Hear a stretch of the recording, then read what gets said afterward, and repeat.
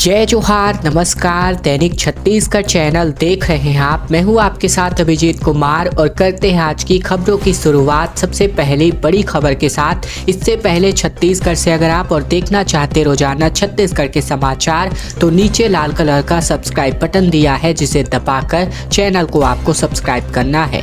पहली बड़ी खबर, छत्तीसगढ़ में हर नदी में 2 जगहों पर प्रदूषण जांचने के उपकरण लगाए जाने हैं। महानदी समेत 5 नदियों के पानी में ऑक्सीजन और बैक्टीरिया की हर घंटे जांच होने वाली है। छत्तीसगढ़ की प्रमुख नदियों में शामिल महानदी, शिवनाथ, खारून, हसदेव और केलो में अब हर घंटे पानी की जांच की जाएगी, ताकि प्रदूषण का पता लगाकर उसके कारणों को खत्म करने का सिलसिला शुरू किया जा सके। 5 नदियों में 2-2 पॉइंट यानी कि कुल मिलाकर 10 पॉइंट चिन्हित कर लिए गए हैं। वहाँ पानी में डिसॉल्व जो भी ऑक्सीजन है, साथ ही बायोलॉजिकल ऑक्सीजन डिमांड या फिर बीओडी या फिर बैक्टीरिया के प्रकार का पता लगाने के लिए मेजरमेंट यानी कि नापने की मशीन लगाई जा रही है। ये मशीनें हर 1 घंटे में पानी का सैंपल लेकर 5 मिनट में जांच करके बता देंगी कि बीओडी और बैक्टीरिया की मात्रा इस पानी में कितनी है। इस आधार पर नदियों के पानी की शुद्धता का डेटाबेस तैयार होगा और ये पूरे शहर में सप्लाई होगा। रायपुर में बैरिकेडिंग को तोड़ करके बिजली दफ्तर के अंदर घुसे भाजपाई, बिल में बढ़ोतरी का विरोध किया गया, मेन गेट को तोड़ा गया। पूर्व मंत्री मूड़त बोले कि ये जनता का गुस्सा है। दरअसल नारेबाजी करते हुए भारतीय जनता पार्टी के कार्यकर्ता बैरिकेडिंग तोड़ करके गुढ़ियारी के बिजली दफ्तर में तो घुसे ही, साथ ही अंदर मौजूद मेन गेट पर भी बड़ी तादाद में कार्यकर्ता चढ़ गए। काफी देर तक गेट पर जोर लगाने के बाद लोहे के गेट को तोड़ दिया गया, जिसकी वजह से पुलिसकर्मियों और भाजपा नेताओं के बीच काफी बहस भी देखने को मिली। प्रदर्शन को लेकर के राजेश मूड़त ने बताया था कि पूरे प्रदेश में और रायपुर के गुढ़ियारी इलाके में भी बिजली की मनमानी कटौती की जा रही है। जनता बिजली बिल में बढ़ोतरी, सुरक्षा निधि के नाम से अवैध वसूली से परेशान है। इसीलिए भारतीय जनता युवा मोर्चा के बैनर तले ये विरोध प्रदर्शन किया गया। इस विरोध प्रदर्शन में शामिल होने शहर के सभी मंडलों से मोटरसाइकिल रैली की शक्ल में नेता गुढ़ियारी पहुंचे थे। इसके अलावा बात करें तो 4 साल में 4 बार दामों में बढ़ोतरी की गई, ये कहना है पूर्व मंत्री मूड़त का। साथ ही पूरे प्रदेश में इस प्रकार का आंदोलन चल रहा है। कांग्रेस ने इसको नौटंकी करार दिया है। बिजली बिल को लेकर भाजपा के आंदोलन को कांग्रेस ने भाजपा की नौटंकी बताया है। 17 दिसंबर को 4 साल पूरे करेगी कांग्रेस की सरकार और इस दिन से छत्तीसगढ़िया गौरव दिवस मनाने की तैयारी शुरू कर जा चुकी है। मुख्यमंत्री बोले कि संकट में भी हमारा प्रदर्शन उत्कृष्ट रहा है। मुख्यमंत्री भूपेश बघेल के नेतृत्व में कांग्रेस सरकार 17 दिसंबर को अब 4 साल पूरे करने वाली है।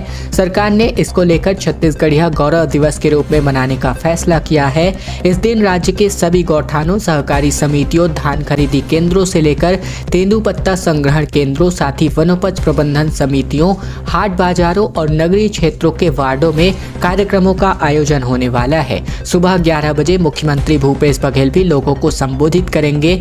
इनके मुताबिक अब बात करें तो 17 दिसंबर सुबह 11 बजे से सभी गौठानों में किसान, गौठान समिति के अध्यक्ष और सदस्यों, साथ ही पशुपालकों, भूमिहीन मजदूरों, साथ ही जनप्रतिनिधियों, राजीव युवा मितान क्लब के सदस्यों सहित स्थानीय निवासियों को आमंत्रित किया जाएगा। मुख्यमंत्री भूपेश बघेल ने बीते दिन कहा कि पिछले 4 साल छत्तीसगढ़ के लिए बेहद गौरवपूर्ण रहा है, किसानों के लिए, मजदूरों के लिए, आदिवासियों के लिए। ऐसे में यह जो 4 साल रहा है वह छत्तीसगढ़ का गौरव है। 2400 केंद्रों में होगी बोर्ड की परीक्षा का आयोजन और जल्द ही इसके लिए टाइम टेबल जारी होने वाला है। दरअसल शैक्षणिक सत्र 2022-23 की बोर्ड परीक्षा की तैयारी छत्तीसगढ़ माध्यमिक शिक्षा मंडल के अधिकारियों ने शुरू कर दी है। इसके लिए छात्रों की रजिस्ट्रेशन प्रक्रिया कराने के लिए अब इसके बाद माध्यमिक शिक्षा मंडल के अधिकारियों ने परीक्षा केंद्रों के चयन की प्रक्रिया और परीक्षा तिथि का निर्धारण कर लिया है। यानी कि अब कुछ ही दिनों में टाइम टेबल जारी होने वाला है। ज़्यादा जानकारी के लिए हमारे चैनल के साथ आप जरूर जुड़े रहिए। सीबीएसई की बात करें तो यहाँ पर मार्च में होने वाली 10वीं और 12वीं की परीक्षाओं में मौजूदा सत्र से अब योग्यता आधारित सवाल पूछे जाने हैं। यानी सिलेबस से हट करके अब कुछ नए सवालों को इसमें जोड़ा जाएगा। नया सत्र प्रारंभ होने के दौरान बोर्ड ने स्कूलों को इस संदर्भ में निर्देश दिया हुआ था। अब स्कूलों को वार्षिक परीक्षाओं की अंतिम तैयारी नए पैटर्न के आधार पर कराने के लिए कहा गया है। प्री बोर्ड परीक्षाएं भी इसी आधार पर ही आयोजित होंगी। छात्रों में रटने की प्रवृत्ति खत्म हो, इसीलिए इस प्रकार का नया पैटर्न अपनाया जा रहा है।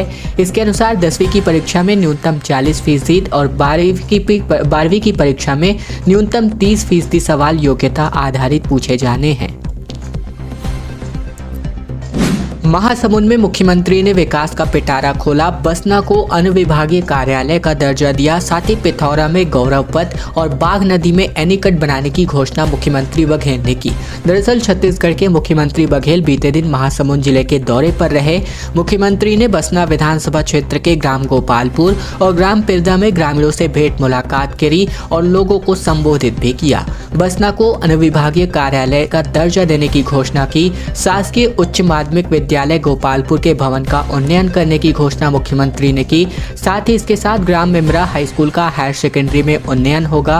ग्राम लाखागढ़ से राजा सवैया कला तक अब सड़क निर्माण की भी घोषणा करी गई है। साथ ही देवगांव जलाशय नहर जीर्णोद्धार के लिए नहर लाइनिंग का कार्य भी किया जाएगा। पिथौरा नगर पंचायत में गौरव पथ का निर्माण भी होगा। बाघ नदी में एनीकट निर्माण की घोषणा मुख्यमंत्री ने की। साथ ही ग्राम पंचायत भोकलूडी में नवीन प्राथमिक स्कूल भवन का निर्माण होगा। ग्राम पंचायत के सरपंच को वन अधिकार पत्र के लिए अतिशीघ्र कार्यवाही करने का निर्देश जारी हुआ है। साथ ही बसना में बाजार स्थल में चबूतरा शेड निर्माण की घोषणा हुई है। बिजली संयंत्रों से निकली राख का डिस्पोजल अब एक बहुत बड़ी चुनौती बनता नजर आ रहा है। सीमेंट फैक्ट्रियों ने अब फ्लाई ऐश को मुफ्त में भी लेना बंद कर दिया है, जिसकी वजह से 450 लाख टन का राखड़ का पहाड़ एकत्र हो गया है। छत्तीसगढ़ में बिजली कंपनियों से निकलने वाली फ्लाई ऐश यानी कि राख के पहाड़ अब खड़े होते जा रहे हैं, जो लोगों की दिक्कत बनती जा रही है। वर्तमान में लगभग 450 लाख टन फ्लाई ऐश जमा हो चुकी है। इसको डिस्पोजल करना Chhattisgarh state power generation company के लिए चुनौती बनता नजर आ रहा है। हाल ही में मुख्यमंत्री भूपेश बघेल ने भी अधिकारियों को ऐश को जल्द से जल्द डिस्पोजल करने का निर्देश जारी किया था। आखिर यह राख के पहाड़ कैसे तैयार हो गए? जब इसके पीछे की वजह को खोजा गया तो चौंकाने वाली बात निकलकर सामने आई। पहले सीमेंट कंपनियां मुफ्त में राख ले जाती थी, पिछले कई सालों से उन्होंने लेना बंद कर दिया है। उनका कहना है कि फैक्ट्री तक राख पहुंचाई जाए या पैसा दिया जाए तभी हम राख लेंगे। ऐसे में बिजली कंपनी अलग से बजट देने पर भी विचार कर रही है। वहीं दूसरी तरफ नेशनल हाईवे में भी इस राख का उपयोग होता है, लेकिन national highway authority of India ने इस राख को लेने में अपना रुझान कम दिखा रही है। उसकी डिमांड भी कम है। जहां हाईवे बन रहे हैं, इसलिए भी अब राख का पहाड़ खड़ा होता नजर आ रहा है। 21 साल बाद अब बंद स्कूल वापस से खोले गए हैं। सलवा जुडूम आंदोलन और उस दौर की हिंसा के चलते छत्तीसगढ़ के बीजापुर जिले में बंद किए गए तकरीबन 300 स्कूलों को पुनः चालू करके शिक्षा की अलख जगाने और शिक्षा से वंचित सैकड़ों बच्चों को स्कूल से जोड़कर शिक्षित करने के लिए इन दिनों शासन प्रशासन ने एक मुहिम छेड़ दी है। इसी के मुहिम के तहत जिला मुख्यालय से महज 11 किलोमीटर दूर स्थित ग्राम पंचायत मनकेली में तकरीबन 21 साल बाद 100 बच्चों की दर्ज संख्या के साथ पुनः स्कूल का संचालन शुरू कर दिया गया है। साल 2001 से बंद स्कूल के दोबारा शुरू होने से अब ग्रामीणों में काफी खुशी है। उन्होंने इस सौगात के लिए शिक्षा विभाग का आभार व्यक्त किया है। तकरीबन 150 से ज्यादा स्कूल अभी भी झोपड़ी में यहाँ पर संचालित किए गए थे। दरअसल 150 से ज्यादा स्कूल या तो झोपड़ियों में खोले गए हैं या फिर किसी ग्रामीण का मकान किराए पर लेकर के शुरू किया गया था। पहली बार स्कूल खुलते ही बच्चों को नया सेट भी मिला है और इससे बच्चों में काफी ज्यादा खुशी का माहौल है। कर्मचारियों की पेंशन पर अब संकट गहराता नजर आ रहा है। केंद्र सरकार ने पैसे देने से एक बार फिर से इनकार किया। मुख्यमंत्री ने अधिकारियों से कोई रास्ता निकालने को कहा है। केंद्र और राज्य सरकार के बीच चल रही खींचातान के बीच कर्मचारियों की पेंशन पर अब संकट महसूस होता नजर आ रहा है।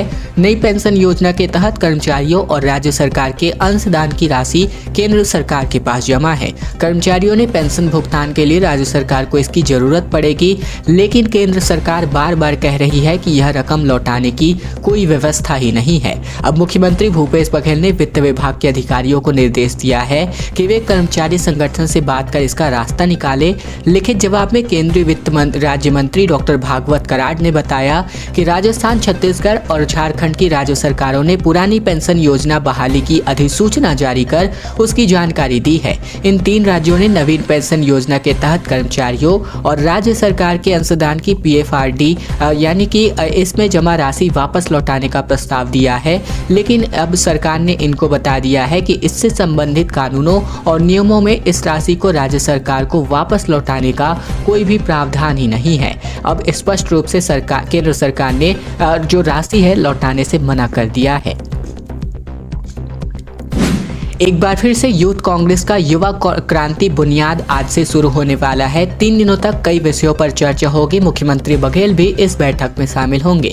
छत्तीसगढ़ युवा कांग्रेस का 3 दिवसीय प्रशिक्षण शिविर जयनम भवन VIP रोड पे आयोजित होगा।